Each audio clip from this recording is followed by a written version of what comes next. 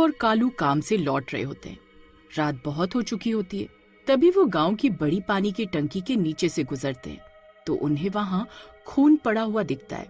अरे कालू, ये खून कैसा? लगता है किसी जख्मी जानवर का होगा। तभी ऊपर टंकी से एक बूंद खून की टपकती है। फिर वो दोनों ऊपर देखते हैं तो दंग रह जाते हैं। वो खून की बूंद पानी की टंकी से गिर रही होती है। अरे रामू भाई, मुझे तो यहाँ गड़बड़ लग रही है, जल्दी निकल यहाँ से। फिर वो दोनों दुम दबाकर वहाँ से भाग जाते हैं। फिर अगले दिन पूरे गांव के नल में पानी की जगह खून आने लगता है। सब नल से खून आता देखकर हैरान रह जाते हैं। अरे मीना बहन, क्या तुमने नल खोलकर देखा? हाँ बहन, कल रात से नल से खून आ रहा है, पता नहीं क्या हुआ है। फिर सब गांव में डर का माहौल बन जाता है। भाई, लगता है गांव पर किसी भूत प्रेत का साया पड़ गया है, तभी ये सब हो रहा है। अरे भाई, मैं कल रामू के साथ आ रहा था, तब मैंने देखा था पानी की बड़ी टंकी से खून टपक रहा था। इसका मतलब पानी की टंकी में ही कुछ गड़बड़ है, तभी गांव के सभी नालों में खून आ रहा है। अरे पानी की टंकी के पास जाकर देखते हैं, आखिर माजरा क्या है। फिर वो सब लोग मिलकर पानी की टंकी के पास पहुंच जाते हैं। कालू भाई, तुम सीढ़ी चढ़कर ऊपर टंकी पर जाओ और देख कर आओ कि माजरा क्या है। अरे नहीं नहीं, मैं ऊपर नहीं जाने वाला। अगर कोई भूत प्रेत का चक्कर हुआ तो। अरे यार, तू भी ना डरपोक कहीं का, तू यहीं रुक, मैं अभी देख कर आता हूँ। फिर गांव वाला सीढ़ियों से ऊपर चढ़ता है और पानी की टंकी में झांक कर देखता है तो हक्का बक्का रह जाता है। अरे नहीं नहीं, अरे मर गया रे। फिर उस गांव वाले की चीख के साथ एकदम से शांति हो जाती है। वो गांव वाला किसी को दिखाई नहीं दे रहा था। किसी को समझ नहीं आता कि उसके साथ क्या हुआ था। सब गांव वाले एक दूसरे को देखने लगते हैं। अरे ये क्या हुआ भाई? ये ऊपर तो गया लेकिन वापस क्यों नहीं आया? फिर सब गांव वाले उसे बहुत आवाज लगाते हैं लेकिन आगे से कोई जवाब नहीं आता। अरे हरिया, तुम ऊपर जाकर देखो, कहीं उसका पैर तो नहीं फिसल गया, क्या पता बेहोश हो गया हो। फिर हरिया भी ऊपर जाता है और वह भी लौट कर वापस नहीं आता है। फिर गांव वाले बहुत देर उसका इंतजार करते रहते हैं। अरे हरिया भाई, सब ठीक तो है? क्या तुम हमें सुन सकते हो? हरिया भाई, आवाज दो। हरिया, हरिया। गांव वाले उसे बहुत आवाज लगाते हैं लेकिन कोई जवाब नहीं आता। आखिर ये चक्कर क्या है? जो भी ऊपर जाता है वो वापस लौटकर क्यों नहीं आ रहा है? अरे भाई, मुझे तो डर लगता है, जरूर कोई भूत प्रेत का चक्कर है। रामू, तुम ऊपर जाकर देखो कि माजरा क्या है। अरे नहीं नहीं, मैं ऊपर नहीं जाने वाला। अभी तो मेरी शादी भी नहीं हुई और आप मुझे मरने के लिए भेज रहे हैं। अरे नहीं नहीं, आप किसी और को बोलो। अरे डरपोक कहीं का, क्या गांव में कोई मर्द है जो हिम्मत दिखाकर ऊपर टंकी में देखकर आए कि आखिर लोग वापस क्यों नहीं आ रहे हैं? सब गांव वाले एक दूसरे को देखने लगते हैं लेकिन कोई भी टंकी पर चढ़ने को तैयार नहीं होता। अरे सरपंच जी, हमने 2 जवान गांव वालों को खो दिया है।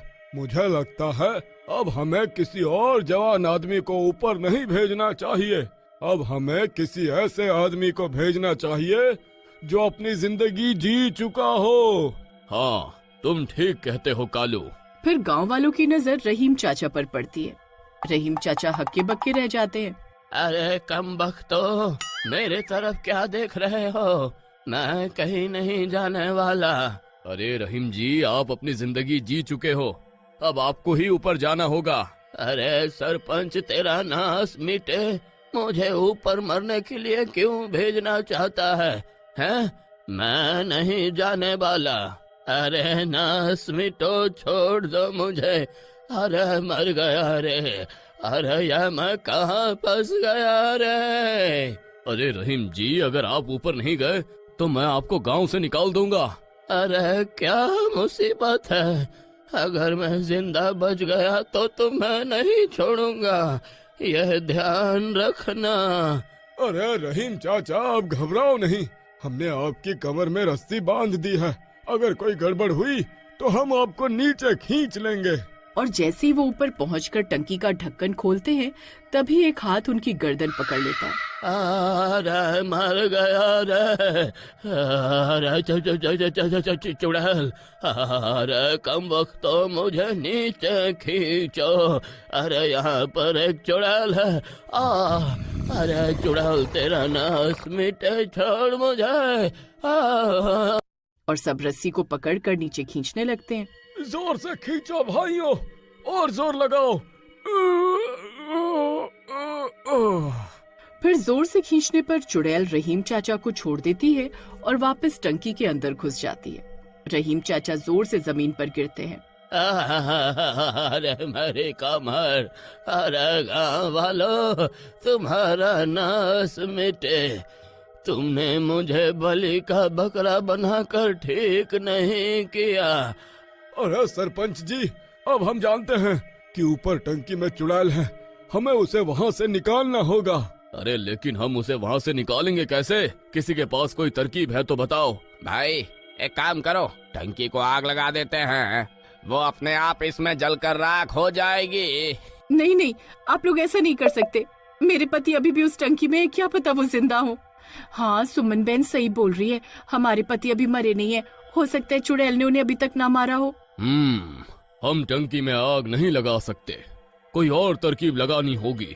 फिर सब गांव वाले सोच में पड़ जाते हैं कि अब क्या किया जाए। तभी रात होने लगती है और टंकी से डरावनी डरावनी आवाजें आने लगती हैं। सब गांव वाले डर जाते हैं। अरे नहीं, अब मुझे लगता है यहाँ ठहरना सही नहीं होगा। रात होने पर ये भूत प्रेत और भी ज्यादा ताकतवर हो जाते हैं, हम उस चुड़ैल का मुकाबला नहीं कर पाएंगे। सरपंच के इतना बोलते ही सब गांव वाले अपने अपने घरों की ओर भागने लगते हैं। अरे भागो रे, ये चुड़ैल तो जाग गई, अरे मेरी तो शक्ल भी पहचान गई है, अरे कमबख्त सबसे पहले मुझे ही मारेगी। फिर सब गांव वाले वहां से चले जाते हैं और रात भर टंकी से डरावनी डरावनी आवाजें आती रहती हैं। कोई भी गांव वाला डर के मारे रात भर सो नहीं पाता है। और फिर सुबह होने पर सब गांव वाले फिर से टंकी के नीचे पहुंच जाते हैं। गांव के पुजारी भी उस चुड़ैल के बारे में सुनकर वहां पहुंच जाते हैं। पंडित जी, अच्छा हुआ आप यहाँ आ गए, आप ही इस मुसीबत का कोई हल निकालिए। एक रास्ता है, मेरे पास गंगा जल है, अगर कोई आदमी ऊपर जाकर टंकी में गंगा जल की एक बूंद भी पानी में डाल दे तो वो चुड़ैल सहन नहीं कर पाएगी। फिर पंडित जी की बात सुनकर सब रहीम चाचा की ओर देखने लगते हैं। अरे कमबख्तो, तुम्हारा नाश मिटे, खबरदार अगर किसी ने मेरी तरफ आंख उठाकर भी देखा तो। हाँ, अरे चाचा, अब आप ही हमारी आखिरी उम्मीद हो, आप ही पूरे गांव को बचा सकते हो। अरे चुप कर, मैं तेरी मीठी मीठी बातों में नहीं आने वाला, अब की बार किसी और को ढूंढ लो। हाँ, अरे यार, ये ऐसे नहीं मानने वाले, चलो पकड़ो इन्हें।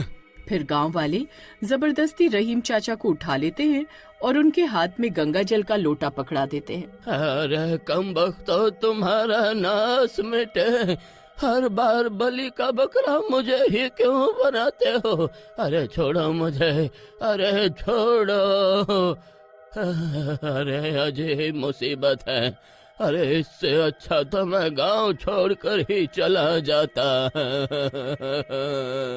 फिर रहीम चाचा धीरे धीरे ऊपर टंकी की ओर जाने लगते हैं।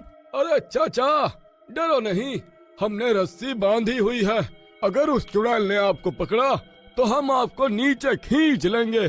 फिर चाचा टंकी पर पहुंच जाते हैं और जैसे ही टंकी का ढक्कन हटाते हैं, वो चुड़ैल आधी टंकी से बाहर निकलती है और चाचा की गर्दन पकड़ लेती है।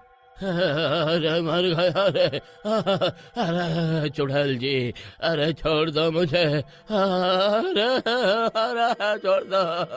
अरे बुड्ढे, तुझ में तो बहुत हिम्मत है, आज फिर मरने आ गया। हाँ